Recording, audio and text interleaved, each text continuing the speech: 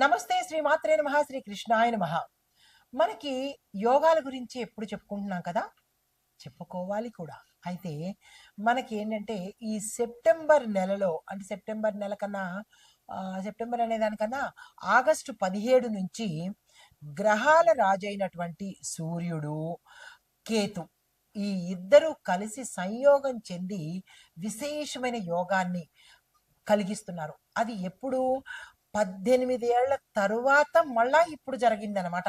August 17వ తారీఖున జరిగింది.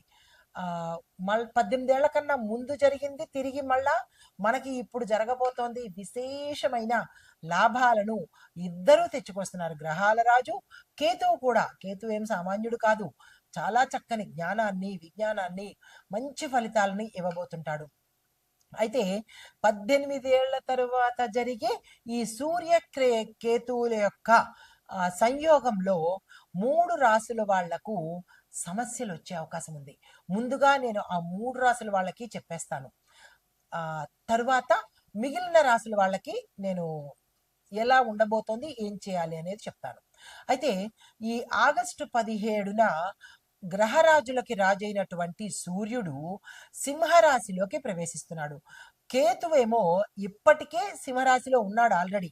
ఈ సూర్యుడు కూడా ఇక్కడికి సింహరాశిలోకి మొన్న ఆగస్టు 17వ తారీఖున జాయిన్ అయ్యాడు. అంటే ఇద్దరూ కలిసి ఇప్పుడు సింహరాశిలో సంచారం చేస్తున్నారు.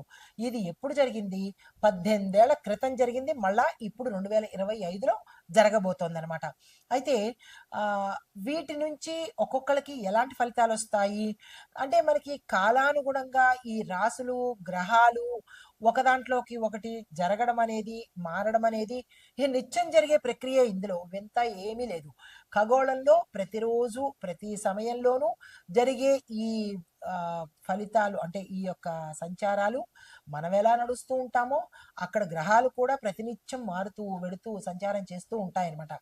ఆ సంచార ఫలితాలే మనకి ఇక్కడ దేశకాలమాన పరిస్థితులను బట్టి మనుషులకి అందరికీ కూడా ఎలాంటి ఫలితాలు ఇస్తున్నారు అనే అంశంలో చూసుకున్నట్టయితే కనుక, ఈ సంయోగము ద్వాదశ రాశుల వారి మీద ఎలాంటి ఫలితాలు ఇస్తోంది, ఎలాంటి నెగిటివ్స్ ఎదుర్కోవాలి వీళ్ళు, ఎలాంటి సంతోషాలను పొందాలి, ఎలాంటి శుభాలను ఆస్వాదించాలి అనే అంశాలను ఉద్యోగపరంగాను, తరువాత ఆరోగ్యపరంగాను, తర్వాత వ్యాపార పరంగాను ఎలా ఉండబోతోంది అనే అంశంలో ముందుగా మంచిగా, అంటే ఈ జాగ్రత్త పడవలసిన రాసులను చెప్పేస్తాను. అది తదుపరి రాశి మీనరాశి. ఈ రాశి వారికి సూర్యకేతు సంయోగం వల్ల వ్యాపారాల్లో ఆటంకాలు, అడ్డంకులు, దీంతో పాటు నష్టాలు కూడా జరిగే అవకాశం కనబడుతోంది. అది మీ కింది స్థాయి ఉద్యోగస్తులు కావచ్చు, లేదా మీతో ఉన్న భాగస్వాములు కావచ్చు, లేదా మీ అపోనెంట్స్ కావచ్చు. మిమ్మల్ని నష్టాలు పాలు చేసేటట్టుగాను, మీ యొక్క వ్యాపారాలు నష్టపోవడము, పేరు ప్రఖ్యాతలు పోగొట్టేటట్టుగా చేస్తారు. ఈ విషయంలో జాగ్రత్తలు తీసుకోండి. వృధా ఖర్చులు పెరగడంతో పాటు కొంతమందికి ఆస్తి చేదాకా వస్తోంది అని సంతోషపడినంతసేపు ఉండదు. వెంటనే ఆస్తి నష్టపోవడం జరిగే అవకాశం కనబడుతోంది. వివాదాలకు కూడా మీరు వెళ్ళే అవకాశం ఉంటుంది. ఈ విషయంలో జాగ్రత్తలు తీసుకోండి. అయితే శారీరక అలసట, మానసిక ఒత్తిడితో పాటు కుటుంబంలో కొంత అలజడి రగలడము, లేదా మీ భార్య పట్ల కానీ, లేదా మీ అత్తవారు కానీ, లేదా భర్త తరపు అత్తవారు కానీ, ఇలాగా కొన్ని ఇబ్బందులు అనేవి కుటుంబంలో జోక్యం చేసుకోబోతున్నాయి. ఆ విషయంలో జాగ్రత్తలు, సంయమనం పాటించండి. అయితే ఒక కీలకమైన వార్త మిమ్మల్ని ఆశ్చర్యానికి, ఆందోళనకు, భయానికి కూడా గురి చెయ్యడం జరిగే అవకాశం కనబడుతోంది. అది ఏమిటి అనేది మీకు మాత్రమే తెలుస్తుంది. దాన్ని బ్యాలెన్స్ చేసుకునే ప్రయత్నం చేసుకోండి.